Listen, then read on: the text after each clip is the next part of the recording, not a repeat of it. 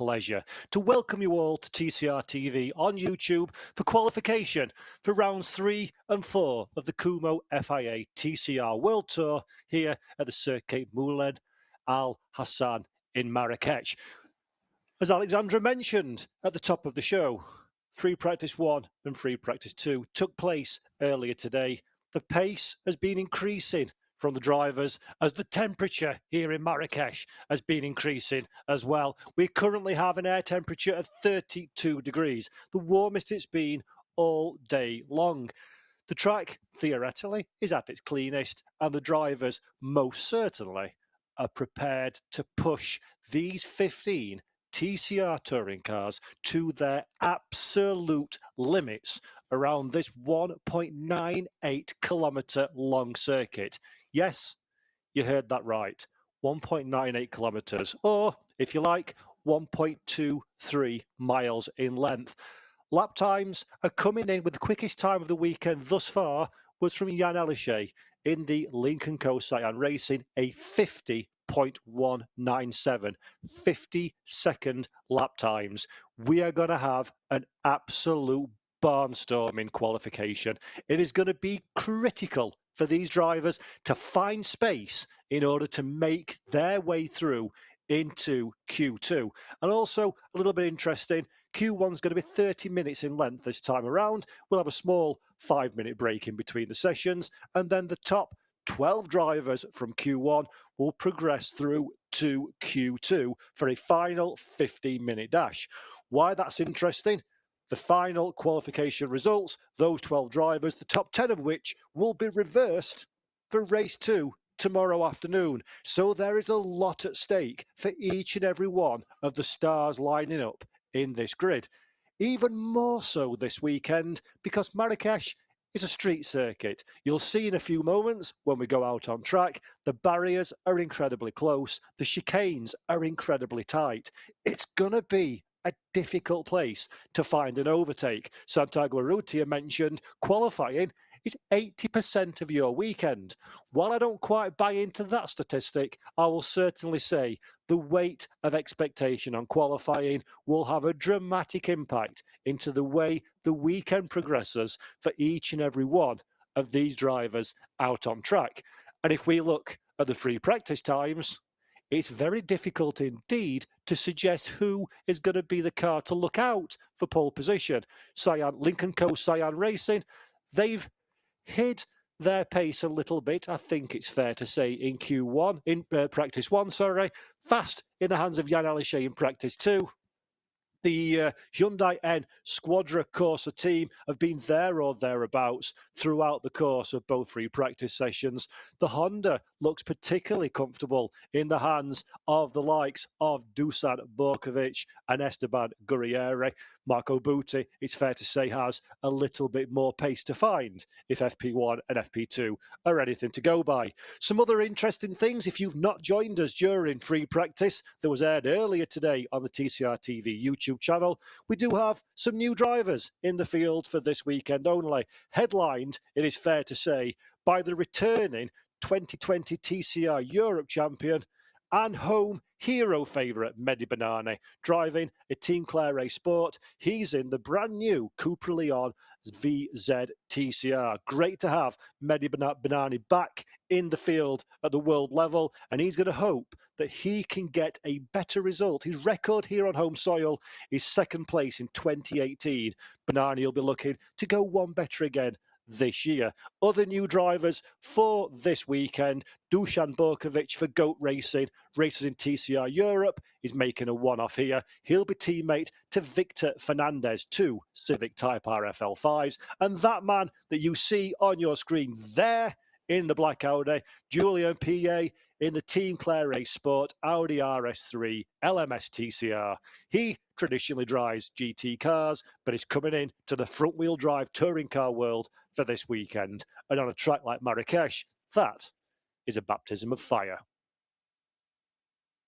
So 30 minutes then for this opening qualification session. We've already seen, as tends to be the case, a couple of cars coming out and then going straight back in again for the tyre swap. Marcin Hua is currently the only driver on pit lane, having elected not to set an initial banker lap. Jan Elishay currently is the fastest man on track, a 50.609, 6/10 of a second away from the sort of times he was setting during FP2 earlier today. So expect that time to rapidly go down as the session unfolds. We're taking a look at Santiago Urrutia now that we're riding with another one of the 4 Lynk & Co Cyan racing machines. Also worth noting before the big times start coming in, there are a few drivers carrying compensation weight. Norbert Michaelis has 40 kilograms.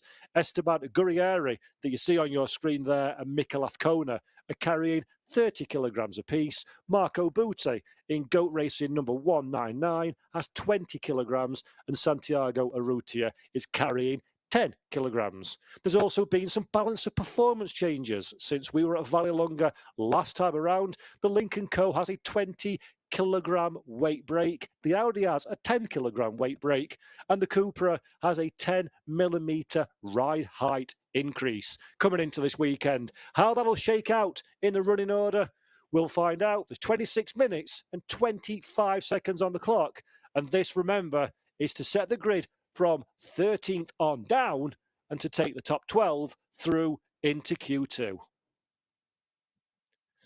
Riding on board with the Volcano Motorsport machine of Sami Taufik. Local hero is Sami, returning to touring car racing after a short break away from the sport. Had a disappointing, frustrating weekend last time out of Vallelunga, 2 DNFs through various maladies and contact. But Taufik has been very strong indeed, it has to be said, in the 2 free practice sessions this morning. How that will progress as the track temperature ramps up and the pressure that comes with it is yet to be seen. But so far, Taufik having a good weekend.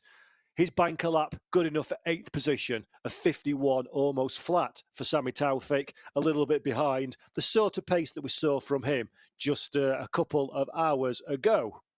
Gabriele Tarquini pensively watching on there. Gabriele Tarquini needs no introduction whatsoever. BRC Hyundai N Squadra Corsa, former Grand Prix driver, former touring car superstar, a man that's won multiple races and world championships, been very much at the top of his game, and now has got into team management and carrying that level of success and professionalism with him as he's helping the BRC Hyundai N Squadra Corsa team have an incredibly successful start to their 2024 campaign. Michaelis winning race 1, new signing Bebo Girolami race 2, last time out at Vallelunga. And speaking of, Norbert Michaelis goes quickest with a 50.569 on his 3rd lap, 2nd of the flying laps here at the Marrakech Street Circuit. Ride on board very briefly there as we'll look at Victor Fernandez, one of our guest drivers for GOAT Racing, yet to get out on the racetrack as Sami Taufik almost gets in to the concrete walls that line this beautiful but challenging street circuit here in Morocco. John Filippi, the teammate to Sami Taufik in the Volcano Motorsport car, they're going together as one on the racetrack. Not necessarily massively advantageous on this circuit because it's so small, because the straight line speed, Taufik sideways as you like. Can he gather the car together though before it hits the wall? Very nice bit of driving there from the young Moroccan. Had to catch the car on the lock stops, but avoids any contact which would be session ending here in qualifications. Taufik very fortunate indeed there to avoid further dramas. That would have been an absolute disaster for the young man at Volcano Motorsports. But going back to the point I was making, slipstream, not a big deal here at Marrakech, so no real need to run in tandem. And Taufik, just there you go. We've seen this so many times. If you were with us for FP1 and FP2, there's a little bump coming into that T1. In particular with Santiago Urrutia, it was sort of unsettling the car on turning, and that's just what caught Sami Taufik out there. But unfortunately, he's still circulating and still very, very much in this qualification session. So, first runs have been done by our top 5 drivers. They're all in pit road. John Filippi as well in pit road. Ted Bjork is currently the quickest of those out on the racetrack, although Dusan Borkovic fancies doing something about that. He crosses the line and goes quickest for GOAT Racing, a 50.5 2:09. Fantastic time there from Dusan Borkovic, making a one-off return to FIA international competition, having won the 2015 European Touring Car Trophy. Plies his trade in TCR Europe nowadays, but it's good to see the big Serbian driver back on the international stage and showing that he's lost none of his pace aboard the Goat Racing Honda, the new Goat Racing Honda Civic Type R FL5, proven to be a very competitive proposition so far this weekend. A good time from Borkovic at the top of the field. Second lap not looking quite as good for Borkovic. Tyres started to take a little bit of the edge away in these hot temperature conditions. It's so important to find the peak of grip at the exact right time to condition the tyres around this very short, very twisty, very high intensity circuit. And Borkovic still on the circuit. He's on a in-lap now. Esteban Gurrieri, we just looked at briefly there as we flick back to Sami Taufik. Winding up to start a lap. Little warm of the tyres, wiggle of the steering wheel as Ted Bjork goes third quickest. Let's see if Sami Taufik, home hero, can dig deep and find the lap time he needs to secure a berth within the top 10 to get through to Q2 that follows immediately after this session. There is Ted Bjork, the back of your shot we just saw there. Taufik, though, leads this little train. Two Audis together as one. Neat through the chicane, gave plenty of wide berth to those ever imposing tyre stacks that line this circuit. Sami Taufik will be hungry to get a good result if he possibly can. Mehdi Banani, very briefly, we rode on board with there. There is the Moroccan superstar, it has to be said, a bit of a hero around these parts. Sensational to see Mehdi Banani back in the World Tour. Fabulous as well in a Cupra, which is always nice to have a new brand on board for this year as well. Banani currently in 8th position, but going quickly. There we go, a little bit closer to the tyre stacks. Athkona stays well out of the way. Good driving from Mikel there. Mehdi Banani comes through the final portion of the lap. Will he have enough in the bank to move up from his current 9th position on the grid? We flick to Santiago Urrutia, who's the man who's quickest thus far for Cyan Link & Co. Urrutia having another good session. 50.399 is his time. Banani does cross the line. Banani does move up 3rd position so far in the times. 20 minutes left to go though. Plenty of session, a bit more than we normally have. So there's many opportunities for things to change. But so far, Mehdi Banani doing really good work in the Team Clare Sport machine. That is Marco Butti that we're looking at on screen right now for Goat Racing. Butti is currently in 10th position. The 199 had a great weekend last time out at Vallelonga, a 3rd position, podium position on debut for the team on their debut weekend of touring car competition. Nesta Girolami doing so well. He's twice on the timing screens there. Currently in 10th position, Girolami on a quick like. Felipe moves up into 2nd place as well, a 50.349 number. Mikulis goes to the top of the time screens as well with a 50.104. That is the fastest time we've seen thus far this weekend from any driver, Norbert Mikulis. So the pace is very much ramping up as we're into the qualification sessions. John Felipe that we're looking at now, car number 127. Can John improve his lot as Marco Butti goes down pit lane? And remember, 18, a bit longer than normal qualifying, 30-minute session. A lot of these early laps are just banker laps for these drivers. Things will change significantly as we get into the meat of the session over the course of the next 10 minutes or so. But with 18.5 minutes still on the clock, we've got Norbert Mikulis as our fastest driver from Jan Elishay. John Felipe in 3rd position from Ma Qinghua. Santiago Urrutia and Mikel Athkona are the top 6 drivers. The gaps throughout the field, 0.5 of a second, covering the top 11. That's pretty good. And the man on the bubble, so to speak, for Q2 is Julien Piguet in the Clare Audi, currently in 12th position. He needs to find a couple of tenths in order to get himself a little bit more comfortable and further within that top 12. One man far from comfortable is Santiago Urrutia. Look how hard he's working the wheel of this Lincoln Co. Cyan racing machine. It's such a physical and demanding circuit, not just because of the temperatures, air temperature of 32 degrees centigrade, because of the bumpy nature of the circuit, the lack of grip that the tarmac is giving up with it being a street circuit, and of course the ever ominous proximity of the concrete walls around means there is no room whatsoever for drivers to make a mistake, and pushing a touring car at the best of times is not the easiest of tasks. Doing it in qualifying on a street track as difficult as this is where these drivers really show their mettle and earn their money. Dusan Borkovic, by the way, moves up into 4th position, so the 8th lap for Dusan Borkovic of 50.372. Good time, 4th position in fact, not 5th position. Good time for Dusan there as Marchingois jumps down pit lane. Everybody, we've got 12 cars out on the circuit at this moment in time. Norbert Mikulis just comes down pit road with currently the provisional quickest time for the BRC Hyundai N Squadra Corsa team. We're looking at the Volcano Motorsport car of Sami Taufik.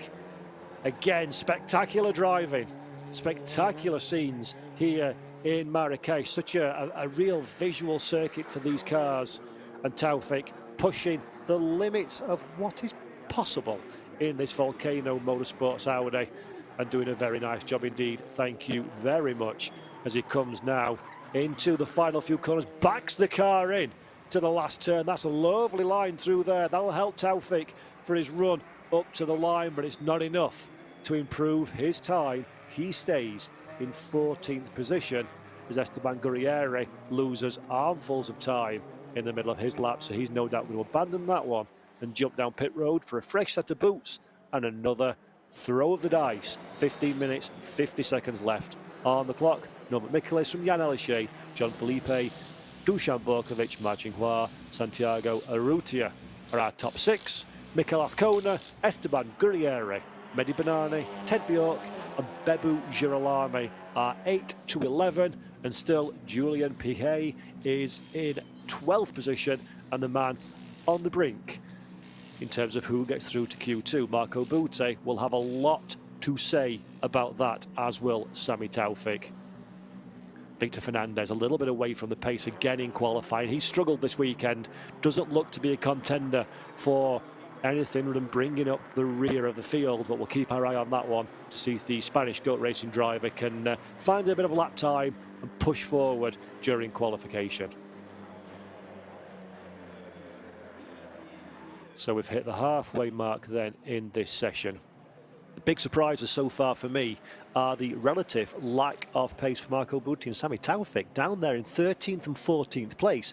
Butte is almost 0.8 of a second away from current pace setter Norbert Mikulis, and then 0.9 away is Sami Taufik. Let's cross-reference that with free practice, and I can see that in FP2 Taufik was 5th quickest, only 0.2 away from the fastest time. So a lot of time has been lost for Sami Taufik. And what's this? Mehdi Banani contact. Mehdi Banani makes a mistake. Contact with the barriers for the Moroccan driver. This is not good news at all for Mehdi Banani. Finds neutral. That's good news. Gets the car restarted, does he? Let's see if Banani can extract himself from this situation. Otherwise, we're going to be in a world of problems. Finds reverse. Good man. Is the car buried in the barriers? But that is a disaster for Mehdi Banani, just as we were saying in FP2 about how important it is to keep track time, keep the session clean. There's a mistake there for Mehdi Banani, and the red flags are being waved, so clearly that Cupra is not going anywhere under its own steam, and being a street circuit such as it is here in Marrakech, there's no opportunity to have cranes and craning cars away from the racing surface, so he's going to have to be snatched away, and real shame for Mehdi Banani there. In fact, look, we can see the car. It does appear to be in pit lane, so maybe Mehdi Banani did get away under his own steam. That's good news, and it's just a case of ensuring the circuit is safe to continue running. So hopefully this will only be a short pause in proceedings, although Mehdi Banani will be frustrated. There he is. There is the new Cupra, very attractive, I must say as well, that Cupra. Marshall's getting back into position again. That must be a warm walk in those overalls across that circuit at 32, 33 degrees centigrade. And there is the evidence of that contact for Mehdi Banani. It was a good-looking car. Now it's looking a little bit like your local stock car that you can find on dirt ovals. So a real shame for Mehdi Banani. And I think we're going to have another look at exactly what befell the Cupra driver. There we go then, just too hot into the corner. Couldn't get the car slowed down in time. It's a very low grip, slippery surface here at Marrakech. You miss your braking point by just a few millimeters and then you're straight to the scene of the accident. Banani out of the car. He knows that's his day, pretty much done in qualifying. Where is he on the timing screen? He's still in 10th position. So it was a advantageous day up to this point. But real shame there for local hero Mehdi Banani, Team Player A Sport Cupra. Not the way he would have wanted qualification to end. The good news is, though, that car is back on pit lane. Shouldn't take too long to make the circuit repairs, and hopefully we can get back under green flag conditions again. But sadly, Mehdi Banani will be taking no further part in this session. It's been a really clean weekend up to this point for Mehdi, so that's a real shame that it's gone wrong there. It just shows you the fine levels that these drivers are competing at. Smallest of mistakes can lead to the biggest of disasters, but surprise, surprise, still a big smile on his face. There is our Alexandra Legui. Soon as she can snag an interview with the Moroccan driver, I dare say he probably wants to cool himself down a little bit before going live on air and talking about what exactly went wrong for the number 125 machine.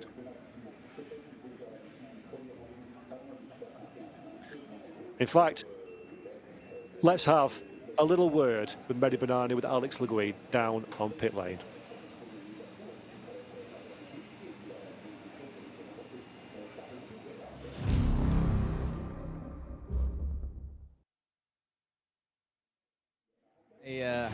I was a little bit on the limit, so long time that I didn't drive, so not easy way to start.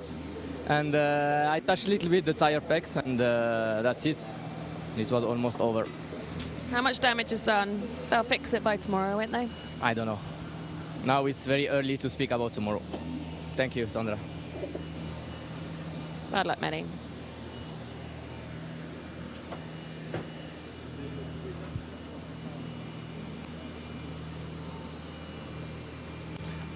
Clearly very distraught Mehdi Banani there. Clip of the tyre barrier, and that is all she wrote for his qualification session. Teddy Clare that you can see talking to there, just assessing the damage on that Cupra. Your heart has to go out to Mehdi Banani. He's such a lovely man, really competitive driver. It means so much to him to be Moroccan, to be racing in Marrakech at home. The fans adore Mehdi Banani and come in their droves. We're expecting big numbers of fans for the racing tomorrow. He desperately wants to get back in the car and show the world, and more importantly for him, his fans, exactly what he's capable of achieving in this weekend. And for it to end so sadly like that one is a real shame. And to compound things even worse, car number 125, that is Mehdi Banani. His time of a 50.489 has been disallowed for causing a red flag. So he was in 10th position. He'll now be moving out of that top 10. So he's going to be starting right to the back of the grid, and that's going to make life all the more difficult in both races, let's remember, tomorrow. So a real shame for Mehdi Banani. The Clare A Sport guys are an exceptionally good little team there, and I'm sure if anyone can fix it, they can get it fixed before we go racing again tomorrow morning. But a real tragedy there for Mehdi Banani, and my heart does very much go out to him. Hopefully he can have a little think about things, a debrief, a calm down and a cool down, and then come back stronger again tomorrow for the first of our two races. Round 3, of course, of the Kumho FIA TCR World Tour will take place tomorrow at 11:10 UK time 12:10 CEST, and race 2 will follow very quickly on its heels at 3:10 UK or 4:10 PM CEST. Remember, both races on a Saturday. Make sure you make a note of that one. Don't want to be missing out on the action. So I reckon it's going to be a bit of a cracker this weekend. Lots of head shaking, lots of disappointed looking faces down on pit road there. Bernani and team Teddy Clary all having a good look, thinking about what's happening. And in fact, let's head down to pit lane again to Alex. She's got Pepe Oriola from Goat Racing. I thought I would just take the opportunity to have a quick chat with you, Pepe. I haven't spoken to you much this weekend, and I wanted to know what you're learning out there. Sounds like it's a pretty tricky qualifying from Bernani's angle anyway. Yeah, the level of the drivers is really high. They are really all in a really small fraction of time, so every single mistake or improve can really help. We have the top 5 drivers in 0.5 seconds. So as soon as someone puts new tires or finds a better grip on the car, it gives an advantage. But yeah, I think we're gonna have all the cars safe into Q2, and then from there we will see for the reverse grid. What's the sort of radio feedback that you get from the drivers as they're out there? It's really hard for them to judge the traffic coming fast because it's a really small track. There's cars coming on the hot lap, cars going outside to warm up the tires for the hot lap. So it's just traffic, and so on. But yeah, and a bit of nervous because even if it's a qualifying, it's even more exciting because it's a street track. Everybody wants to get close to the wall, but don't touch it. So, but yeah, confident that we will do a good job. Thank you. They're making it exciting for us, huh? Thank you very much, Alexander Legui down there on pit lane. So Mehdi Bernani's time has been deleted, his fastest time. His second quickest time, though, is a 50.537. So he does remain within the top 10. Bit of fortune there for Bernani. Of course, he won't be taking part in Q2 unless they can work miracles and get that car repaired. But a good time, nevertheless, for Mehdi Bernani. So his weekend still is moderately salvageable should they get that car fixed in time to go racing tomorrow. We're riding on board with a 196. Of course, that is the one, the only Mikel Azcona from Spain in the BRC Hyundai N Squadra Corsa. It's the facelifted machine for Azcona and team at BRC this year, so slight differences to the way the car looks, but the platform remains as was in 2023. Good enough to take Norbert Michaelis to the Kumho FIA TCR World Tour title in Macau, and he seems to be good enough again to carry their talisman, Michaelis, the Hungarian driver, who's currently quickest in Q1 with 12 minutes left on the clock. We stopped said clock while we dealt with the Mehdi Bernani dramas, so we're going again with no time diminished for our drivers on track. Opportunities plenty still presenting themselves to the 14 remaining vehicles that are circulating, of which 13 of them are on track, and just Dusan Borkovic in pit lane at this moment in time. Borkovic, a very satisfied 7th quickest as things stand.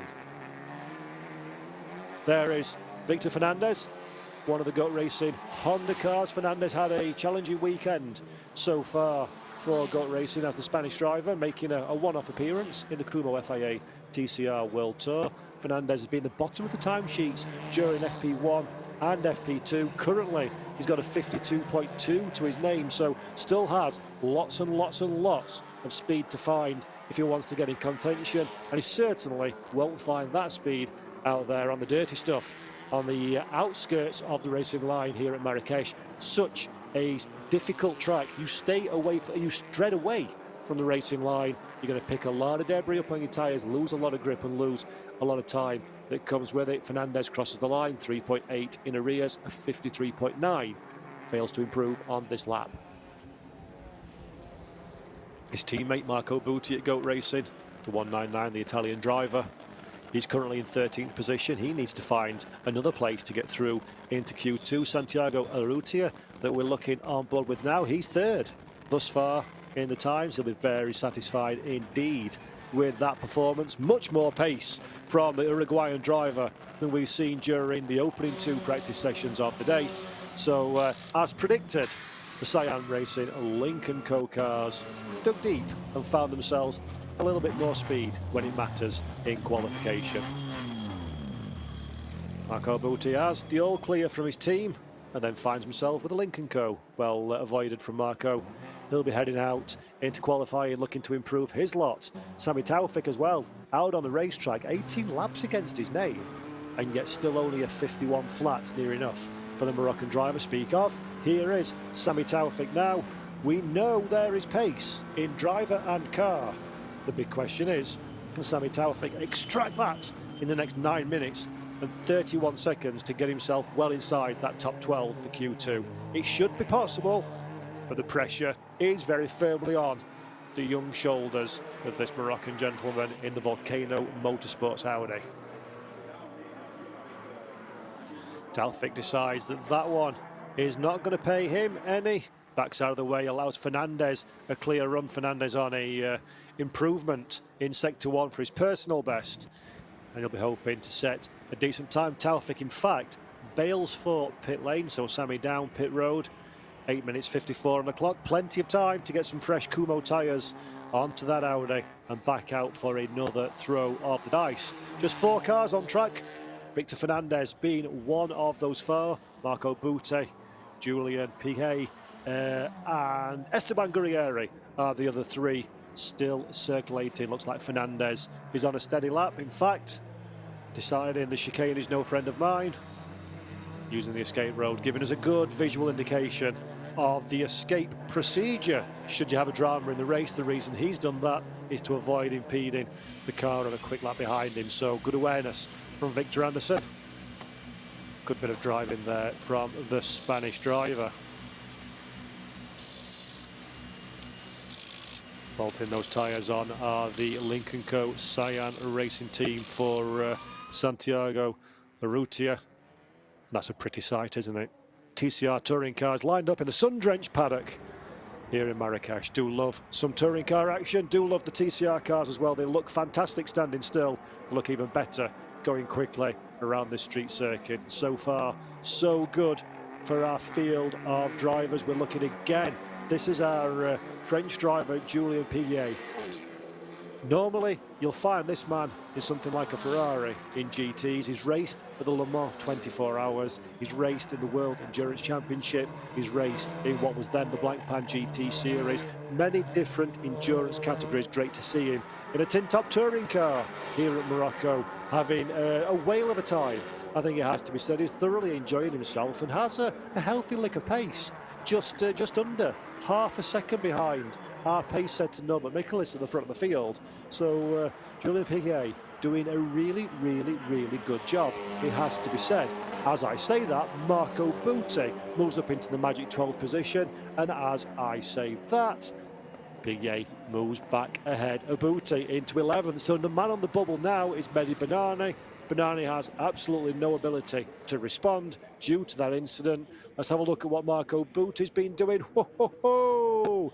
Close as you like. Another inch of paint on that side mirror and it would have been flattened by the barriers. Marco Butti pushing the absolute limit that he's capable of in that GOAT Racing Honda, but so far it's not quite enough to get him into the magic top 12 positions. Mehdi Benani, the driver, occupying the bubble spot in 12th place for Claire Sport. Julian Piquet doing a great job up there in 11th place as the quickest of, the second quickest of our one-off entrants, Dusan Borkovic, leading the line for those drivers, currently in 8th position.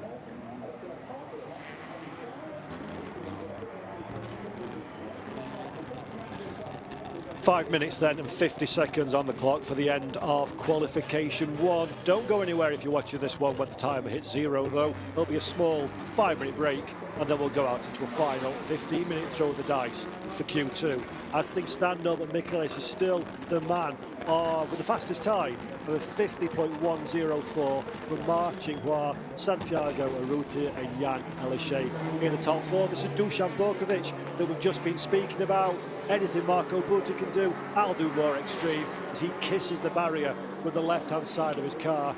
No harm, no foul there, though the barrier stays firmly embedded into the ground. No real damage on Borkovic's car. It's just the Serbian driver pushing as hard as he possibly can to try and find some lap time out there on the racetrack. And Borkovic having a very good time, still coming to terms with the Honda Civic Type R FL5. He raced various different machinery last year, mostly in a Hyundai in TCR Europe, and now he's back again, but this time in the Honda Civic, and he seems to be adapting, does the big driver, to this car. He's a tall chap. I'm 6'5", and I have to hold my arm very high indeed to interview him at the racetrack. He's a very, very tall man, but he fits in this car very nicely, and he's using all the skill, experience and guile that he's accumulated over 30 years of racing to very good effect indeed, currently, to be holding on to that 8th position ahead of his teammate at Goat Racing, Esteban Guerrieri, behind. Impressive drive so far from Dusan Borkovic. Mikel Afkona, 10th position, the BRC Hyundai N Squadra Corsa team. Little bit of sideways action almost through that final corner. Afkona, though, nails the time very nicely indeed. Mikel Afkona, 50.069, goes fastest of all ahead of his teammate Norbert Michelis. Great time and driving there from the Spaniard, pushing the absolute limits of this circuit Moulay Al Hassan here in Marrakech. Great stuff from Mikel Afkona. Dusan Borkovic going quickly as well, currently 9th position, not on course for the provisional fastest, but certainly should move Borkovic at the running order if he can maintain that pace through the final sector. Goat Racing ready to go again. Marco Butti, pressure on the young Italian, 13th position. Santiago Rutia has all of the pace in his hand. Not quite in the final sector, just loses a couple of tenths of a second in that final sector. That's good enough for 3rd place. That was a monster last sector from Mikel Afkona. His job's done for the day now. He's down pit road as well. Mikel Afkona will be satisfied with that. Dusan Borkovic still on a push lap. Santiago Urrutia still on a push lap as well. Uruguayan driver, 3rd quickest thus far. Santi fancies another stab at the overall fastest time. Borkovic again losing 10th by 10th, sector by sector. Urrutia not able to do anything about it. The second lap, the tyres just giving up the peak of grip on that second tour. Santi sideways through the final corner. That's either going to pay him back or cost him big, and sadly it's cost the Uruguayan driver big. 8 tenths at the flag. No improvement from the number 112, but spectacular scenes. What a place to watch a touring car rotate at speed. This final turn here at Marrakech. Santiago Urrutia, though, still on the racetrack, but I do think we are running rapidly out of time. And just look at this one again. Oh, that's what we like to see. That, folks, is the kind of picture that you print and put on your bedroom wall as a child. On the lock stops, in the final turn. Beautiful shots, beautiful bit of car control for Urrutia there as well. Not even a hint of coming off the throttle. Keep it planted, gather it all together, and see what your reward is. For Urrutia, though, no improvement. He remains just half a tenth off of the quickest time, currently held by Mikel Afkona in this Q1 session. Norbert Michelis is a BRC Hyundai N Squadra Corsa 1-2 at the front of the field thus far. And then it's 2, 3, 4 Lincoln Co. Cyan Racing's Urrutia Mar. I say that one, Jan Elishay spoils my sentence. Thank you, Jan, by immediately going 2nd quickest. Good time from Jan. Good second sector. Lost it a little bit in that 3rd and final sector, but Jan Elishay still strong enough for 2nd place behind Mikel Afkona. That's a good lap time from the French driver. Stronger to driving there from Elishay, still pushing on the 2nd lap. We have seen 2nd and 3rd lap timed laps do seem to lose a little bit of time for these drivers. Can Elishay extract enough? I don't think he can. That's down pit lane. Marco Butti, though, on a good lap. Very quick in sectors 1, 2 and 3. Job done for Marco Butti. Fantastic stuff. Up into 8th position. He gets himself a ticket stamped for Q3. Almost loses the car as well for good measure. Nice bit of driving and car control from Marco Buta there. So now Julian Piquet is the driver on the bubble. Sami Taufik is in pit lane in 14th place. So Sami Taufik is not going to make it through to Q1 on home soil. That is a turn up for the books. Sami Taufik will not make it through to Q1. And I think, looking on the track now, who's still going quickly? Nobody behind the top 12. So Mehdi Banani is the first of the drivers that won't make it through to Q2. And Julian Piquet gets the Q2 spot with 12th position. Fantastic, big news though. Two home heroes, Mehdi Banani, to great fanfare, returning to international world level touring car racing. Has the accident and finishes in 13th place. And Sami Taufik, who has looked lightning quick all weekend long, fails to get through to the second part of qualifying as Marco Buta relives his off-season rallying experience to go on full lock sideways through T1, but he won't care one iota because that came after he set a lap time quick enough to get that GOAT Racing Honda Civic into the top 8, just 2.5 tenths of a second away from fastest man in Q1, Mikel Afkona. Fantastic stuff then. So everybody now has completed their session. That's just Jan Elishay, last car on the racetrack, circulated around to get down pit lane and start the preparations for Q2. So drivers going through then, or in fact more interestingly, drivers not going through to Q2. The first of which is Mehdi Banani in the Clare Sport Cupra Leon, Sami Taufik for Volcano Motorsport, and Victor Fernandez for GOAT Racing.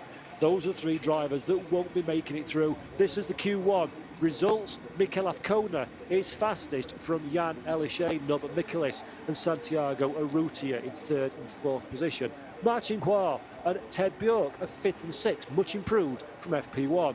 Bebu Girolami, 7th quickest, just ahead of the late charger, Marco Buta. John Filippi is in 9th position, just ahead of Dusan Borkovic. Great performance of Borkovic on his return to the world stage. Esteban Gurrieri sets the 11th quickest Q1 time from Julian Piquet in 12th place. Mehdi Banani, courtesy of that crash, won't make it through in 13th. Sami Taufik, unbelievably, couldn't get the lap together in 14th place. And then Victor Fernandez rounds out the 15 drivers that set a time in this opening qualification session. Big dramas already here in Marrakech. Real shame for Sami Taufik and Mehdi Banani. Real disappointment for Taufik. I'm sure he'll have been expecting a much better result than that one. And I do believe that Alex down on pit lane has someone to talk to. Yes, what an unexpected situation for this gentleman here, who I've managed to pull out of the of your changing room. I apologise, but Sami, thank you. What happened?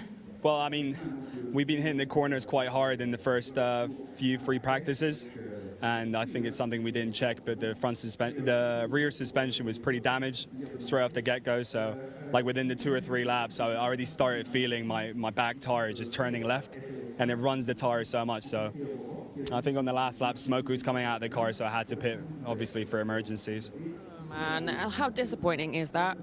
Yeah, it's quite disappointing, but I mean, there's nothing I can do about it now. So let's try and get some overtakes tomorrow and give the people a show, I guess.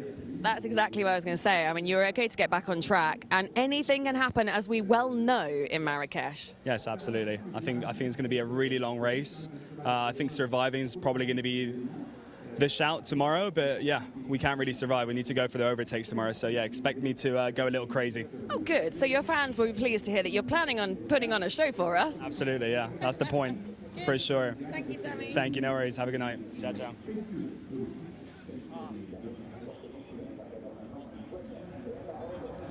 Thank you very much, Alexandra Legui, down there on pit lane speaking to Sami Taufik. Interesting then, Taufik having damage coming into qualifying, courtesy of being a little bit aggressive during the practice sessions and undetected by the Volcano Motorsports team coming into this Q1 session. That's where the lack of pace, 9/10 of a second away, not what we expect from Sami Taufik, especially when it's less than 5/10 cover the top 13 drivers. So I am really, really disappointed for Sami Taufik there. It's such a shame when he's been showing such an incredibly good turn of form. He's so popular here in his homeland of Morocco as well. The good thing, though, for us fans watching from home, that means Sami Taufik is going to be one to watch for sure when we go racing tomorrow. Keep your eye on aggressive, controlled aggression at the best of times, but now with a fire lit upon him, Sami Taufik is going to be a very interesting prospect for the first of our two races tomorrow afternoon. Tomorrow morning, in fact, is the first race at 12 CEST, and then 4 CEST for race 2. So, disappointment for home drivers, Taufik, and of course Banani not going through. But we've got a Q2. There's some points going to get paid out at the end of this one. There's going to be a grid set at the end of this one. And there's going to be a reverse grid race 2 set at the end of this one as well. So the big question is, what do you want to do? Do you want pole position for race 1? Or do you want to be around the 10th place mark and get pole for race 2? It's a gamble. Andy Prio always said you grab every point that's on offer to you, no matter what. So mark my words, every driver here will be going all out to get as many fast laps and as better starting position as possible, and the points that come with it for race 1. 12 drivers will navigate their way around this session. There is one of the GOAT Racing Hondas at the back of your shot we just saw briefly there, separating himself from the pack ahead. Not a bad idea, is that one. There are only 12 cars, I appreciate that, but it's only a 1.2 mile circuit. Traffic could well be a problem. Marco Butte, the other of the GOAT Racing machines, giving himself a little bit of breathing room as well from the rest of the pack. Let's see if that works out well for the Italian star, Marco Butte. There we go. Pit lane speed limiter release, 60 kilometers an hour here at the Marrakech circuit, and then you hit the loud pedal, everything goes a little bit crazy, and you get out onto a street circuit and go. Qualifying here in Q2, 13 minutes and 38 seconds on the clock. Norbert Michaelis, as per form this year, is the man at the top of the field, the man to beat coming into qualification, and there is the 105 car, number 105, our reigning Kumho FIA TCR World Tour winner. He's got a little bit of traffic. Butte recognises the threat and gets out of the way. Green flags are waving from the marshals, and Norby is on a charge, locking the rear corner as well as we're looking at Butte just circulating around on his warm-up lap. And Michaelis will be crossing the line with a 50.180 to set the quickest lap of the session, the first lap, in fact, of the session thus far. Bebu Girolami on the timing screen that you see behind beats his teammate of 50.097. Girolami is provisionally quickest, and almost immediately Jan Elishay goes to the top of the times. The first lap time in the 49s, a 49.869, and to prove that that's nothing special, Santiago Urrutia goes in the 49s as well, a 49.900. Lincoln Co. Cyan Racing, oh, where have thou been? Over the course of this weekend, the car's not been set in the timing sheets particularly alight, although Elishay did pop his head above a little bit to be hovering around those top positions, but now it matters. The pace of the blue cars is coming to the forefront, headed, of course, as ever, by the Frenchman Jan Elishay.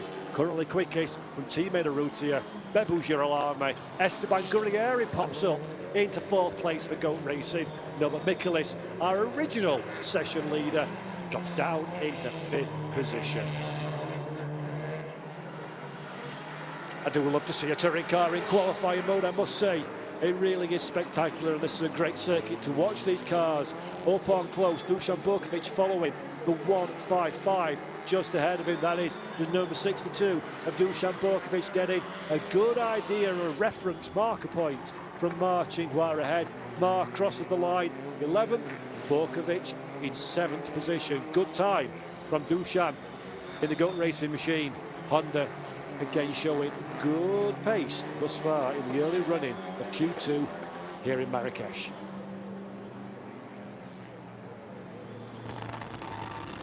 The RC squad looking on as their man Mikel Afkona that we're riding on board with now into the left-hander. Keep the car nice and smooth, get on the gas, stay in the middle of the racetrack as the circuit curves to the right-hand side. Look, this is a good drone shot, nice drone shot, but it just does not show the complexity of the circuit. It's short, sharp and wild. One mistake, 1 foot out of position in one of these cars and you are headed straight to a disaster. Tarquini watching on there once again for BRC Hyundai as Mikel Afkona, 6th quickest thus far. He's on a slow lap, of course. Let the Lincoln Co through, did the 1.96. Afkona nowhere near the challenging times, and then down in pit lane for a fresh set of boots. John Felipe doing good stuff in 8th position. He's on a personal fastest, 1st sector. Can Felipe do anything about those ahead of him? 8th quickest at this moment in time with a 50.345. Personal quickest, 2nd sector as well. The French driver for Volcano Motorsports looking to move up the running order. That is Afkona that we're riding on board with back in pit lane. Felipe crosses the timing beam, just 0.5 of a second away. The last sector is where the lap time was bled. Felipe does not improve. He's a couple of tenths away from moving up the running order so far. From Jan Elishay, top of the field. Currently Ted Bjork and Esteban Guerrieri are still out on circuit, as well as this man, John Felipe, currently pushing again on a 2nd time lap.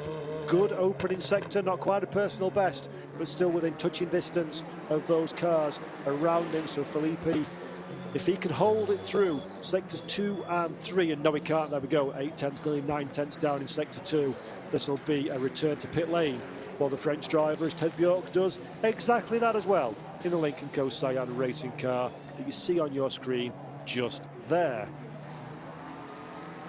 Julien Piguet and Esteban Guerrieri still out on the racetrack at this moment in time. Guerrieri a little bit slower through sector 2 than he would like. Piguet not on a fast lap at this moment in time either. There we go, in fact he just started a new lap. So Piguet in 9th position, the 50.408.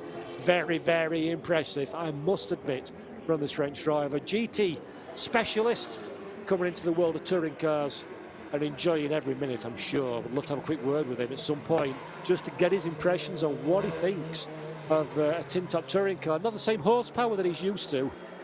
Very different driving experience, front-wheel drive obviously, compared to the traditional rear-wheel drive, and fastest overall sector 1, fastest personal sector 2. This is looking very nice indeed for Julien Piguet to move up from 9th position. Crosses the timing beam, and yes he does. 5th position for the Claret Sport driver. Sensational lap time from the number 30. Really, really nice lap time there from Julien Piguet, a 50.156. If I have a look at my notes from free practice 2, which I currently can't find, there we go.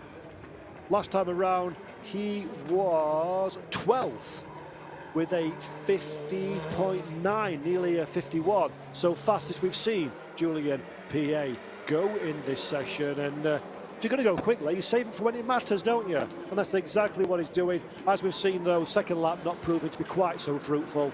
And in fact, he's bailed on that one, has the number 30. He'll be heading back down the pit lane, and no doubt with a bit of a smile on his face. It's just behind. Great bit of camera work there to follow one and pick up on Norbe. Number Mikulis, 4th position, personal sector 1 and 2. Improvements, can Mikulis? Yes he can.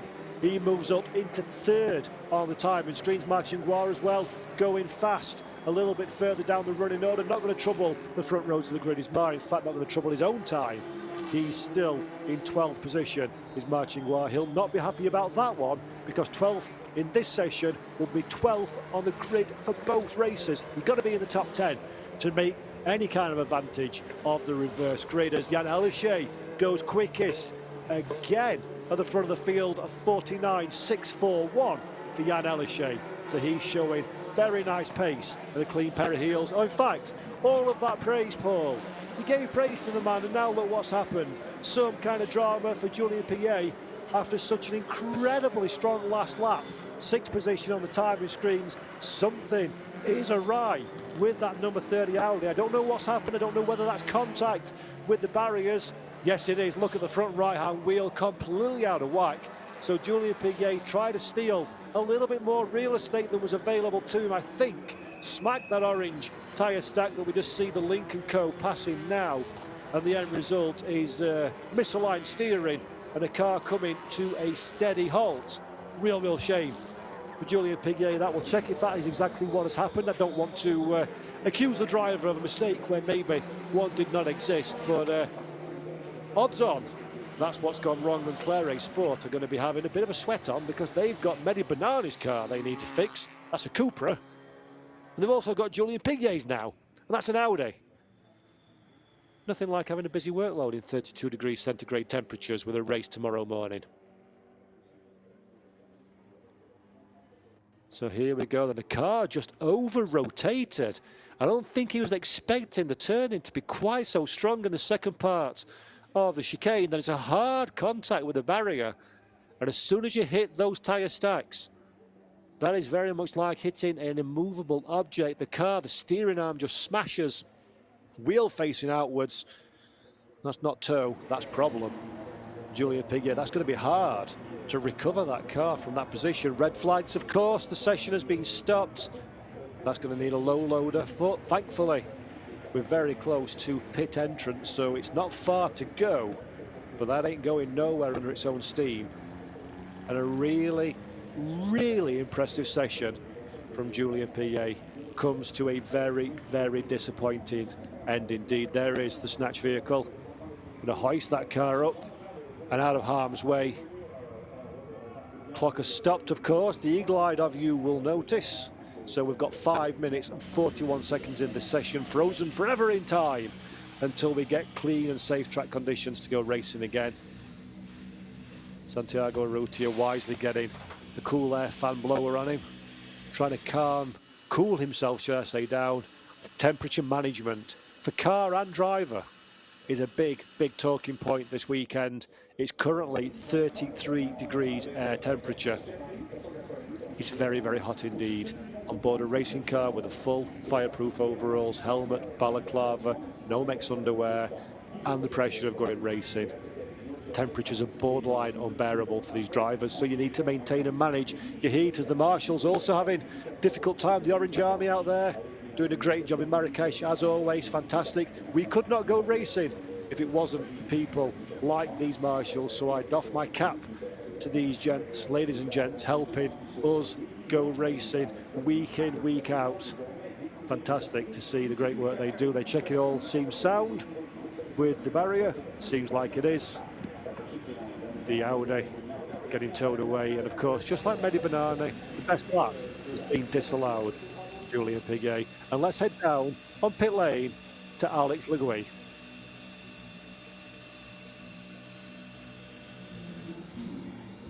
No, this is not the day. Daddy Claire, talk us through what happened there and what feedback you've had. It seems that Julien did a small mistake in the last chicane and hit a tire stack. On my side, I'm not very fan of the tire stack because that can create some big shock like this, and it's not necessary. But it's only my opinion, and because of that, we will have a lot of work tonight to try to repair the car for tomorrow. We will wait the car to evaluate the damage that we have on it. Understandably very disappointed. Thank you, Daddy.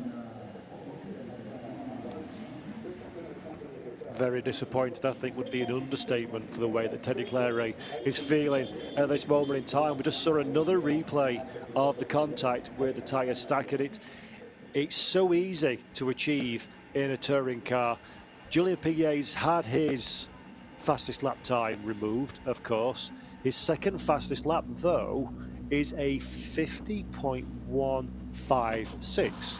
So there's no change in the running order for Julien Piquet. Of course, he's not going to go back out again. He's not going to have an opportunity to improve.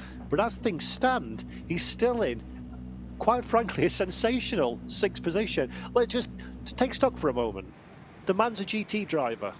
He comes into an incredibly difficult circuit in massively challenging weather conditions, and he's faster currently than Esteban Guerrieri, Dusan Borkovic, John Filippi, Ted Bjork, Marco Butti and Marcin Hua.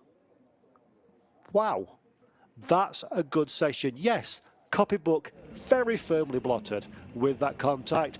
He'll learn from that one. I hope for his sake that the Claret Sport team can get that Audi repaired and back out on the racetrack. But as things stand, Julien Piquet is currently 6th quickest on the timing screens. He'll probably drop a few places further back because those behind give their final throw of the dice. But nevertheless, great performance despite that contact. We're a few seconds away now from restarting this qualifying session. It is Jan Elishay, quickest of all for the Lincoln Co. Cyan Racing team from his teammate Santiago Urrutia. 3rd position, Norbert Mikulis from Bebu Girolami. 2 Lincoln Co's, 2 Hyundais. Mikael Kona in 5th, the 3rd Hyundai, Julien Piquet, that we've just talked about there in the Audi in 6th. Esteban Guerrieri is 7th quickest as a duo with Dusan Borkovic, the 2 GOAT racing cars. 7th and 8th on the timing screens. John Filippi, the only Volcano motorsport car to make it into Q2, is in 10th. Ted Bjork is currently on course for the reverse grid pole position in 10th place. Marco Butti is 11th, and Marcin Hua is the last of the drivers to set a time. And while we were doing that summary, the green light at the end of pit lane is a shining again. And a few of our intrepid warriors in the Kumho FIA TCR World Tour are venturing back out to do battle amongst themselves and the stopwatch here at the beautiful circuit Moulay El Hassan in Marrakech, a street track of the highest order. Fast and slow, tight, twisty, and a little bit leery, just like we like our touring car racing. 4 minutes, 52 seconds then. Left on the clock, John Filippi that we're looking at there in the Volcano Motorsports car. We spoke to Sami Taufik earlier on. He didn't make it through to Q2 due to some damage carrying over from practice, undetected by the team, reared its ugly head during that opening session. He couldn't extract the lap time from the car, and sadly will start down the running order for both racers. Marco Butti is 11th position at this moment in time, which is, quite frankly, the worst place you could wish to qualify in a TCR Kumho FIA World Tour race. Why? Because 11th is 11th for both racers. If you get just 1 place gained into 10th, you'll start 10th for race 1. Not ideal, but you'll be on pole for race 2. More than ideal indeed. Butti will be desperate to sneak in to that top 10 without any shadow of a doubt. So will Marcin Hua as well. Mar is already out on the racetrack. Jan Elishay not going anywhere at the moment. Nor is Ted Bjork and Santiago Urrutia. Bjork in a difficult spot in 10th position. He doesn't want to stay too far away from the front runners, nor does he want to be too close to those behind. There's only a few hundredths of a second in it between himself and Marco Butti behind. Bebu Girolami out on track in 4th place. Another solid day of work in his new office, because of course Bebu Girolami drove a Honda last year. Well, over the winter, big signing, big move. He moved to the BRC Hyundai N Squadra Corsa team, and then on the team's home soil in Vallelonga cemented that new working relationship in the best way possible by taking a race victory in race 2. Girolami, we know he's talented, we know he's a damn nice guy as well, but he's a very, very fast racing driver, and he's extracting everything and a bit more that he can from that Hyundai Elantra N TCR so far this season. And that seems to be continuing into this qualifying for rounds 3 and 4 that will take place tomorrow morning and afternoon, respectively. John Filippi then, 5th position with his first throw of the dice in this session. Very nice indeed for the Volcano Motorsport driver. He moves up the running order, 5th on the provisional grid. Good time there from Felipe, a 50.104. Good representative time, middle of top 10. That's exactly where he'd like to be. Matching War as well, further down the running order, moves up into that 10th spot. So Ted Bjork drops down to 11th.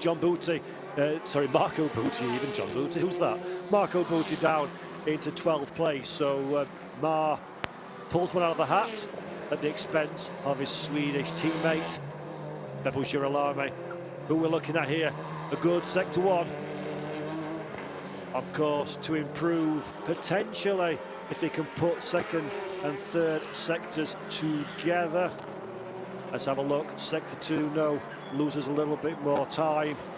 Got very little room in which to play in this 3rd sector. It's got to be pulling out all the stops for the Argentine driver if he wants to move up the running order. Not quite a 10th shy of where he needs to be. He stays in 4th position, does Girolamo. Although with 1 minute 21 seconds on the clock, there is opportunity to push again, maybe even have a cool-down lap, and then a flyer as one of his teammates that we see back of shot coming out of pit lane. BRC not satisfied with their lot in life. Dan Elishay, though, still on pit road with the fastest time on the clock. So Jan feeling comfortable in the Lincoln Co. Cyan racing car. Chitter chatter amongst the BRC squad as well. There is Norby's time at the bottom of your screen. Fastest personal 1st sector, Ted Bjork. Fastest personal 2nd sector. Not quite making it through the 3rd one though, so Ted stays in 12th position. Surprising there from Ted Bjork. Expected much more pace from that car. Norbert Mikulis is the time that we're interested in though now. Personal fastest. 2nd sector's 10th, just over. Down on the ultimate pace. Can Mikulis find the 3/10 he needs to move in to the provisional pole position? John Philippi very quick in sector 1 as well in the Volcano Motorsports Audi. Lincoln Co. looking on, nervous indeed at the timing screens. Norby still circulating, Ted Bjork still circulating, Philippi still on a flyer, and in fact that is Girolamo down pit lane. So Bebo Girolamo's session is done. He's not going to improve on 4th position. As we get to the line, Bjork does move up, but only into 11th. Ted Bjork does not have enough to get into that top 10.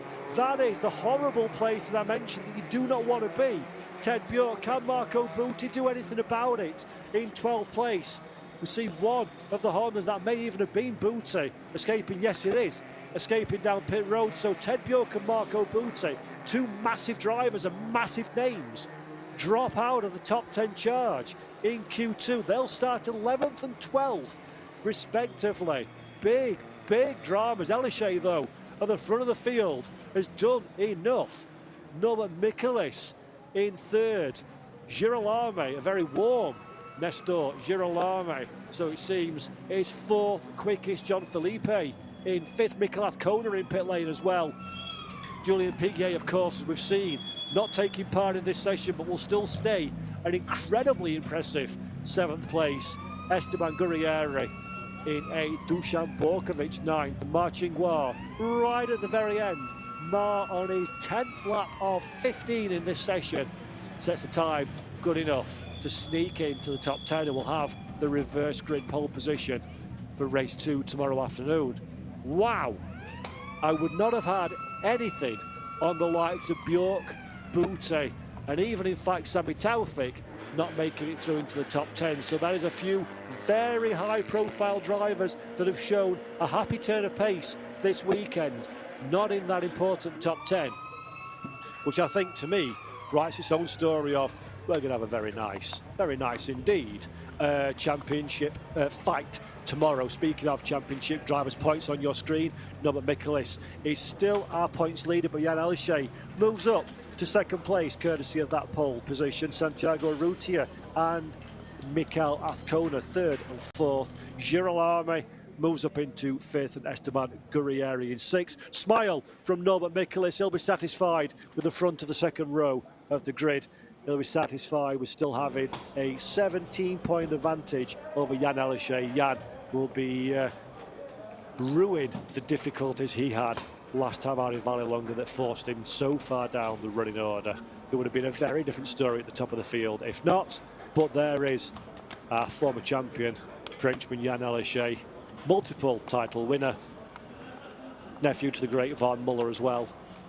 Ultimate professional sportsman. Spent some time having a go in different machinery over the last few weeks and months. And I think Alexandra Le Gouy is having a word with our pole sitter down on pit lane. So down to you, Alexandra, to talk to Jan Aleshay.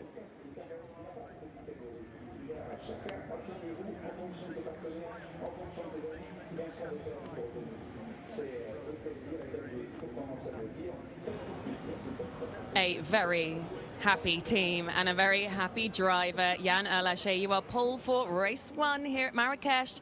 Nicely done. Yeah, it was a good quali, well operated by all the Cyan team.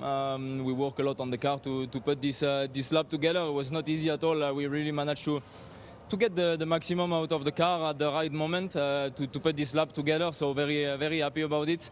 Now we will need to put our head on the race tomorrow. I don't know if you remember a few years ago in 17 I was supposed to start from pole 1 race and I got disqualified. Was my first ever race in a World Touring Car, so I'm happy to start now a few years later in pole position. Yeah, you have quite an interesting history here, don't you?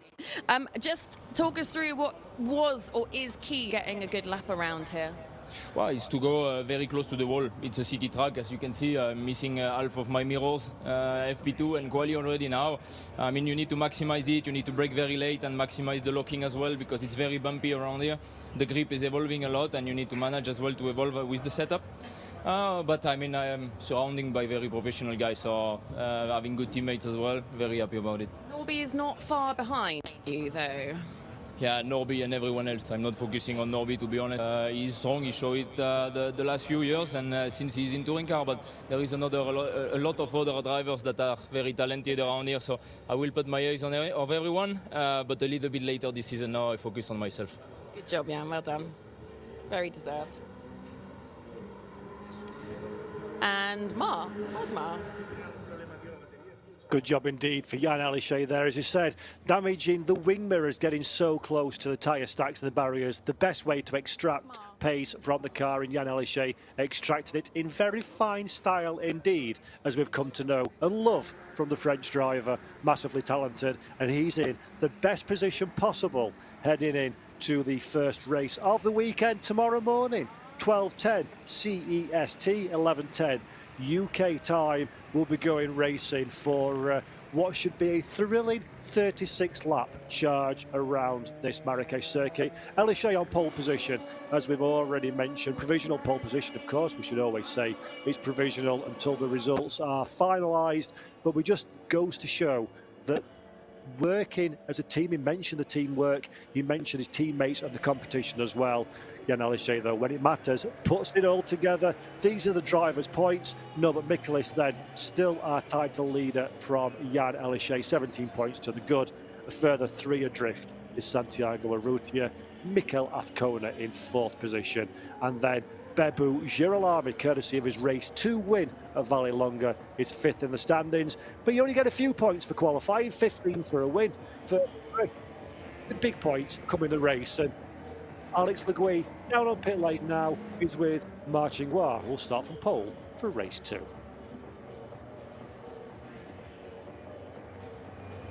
Very nicely done, Mark. Must be the new haircut. Oh yeah, thank you for the new season. Yeah, quite happy for the results.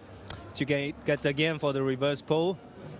I think it's even harder for the pole position in the order, you know. Yeah, so the strategy obviously didn't work for you, but didn't work for Ted. It's not easy, is it, to go for this? So tight. If you check about the lap time between P8 and P11, it's like really just a coin distance when you cross the finish line. So you have to manage really well.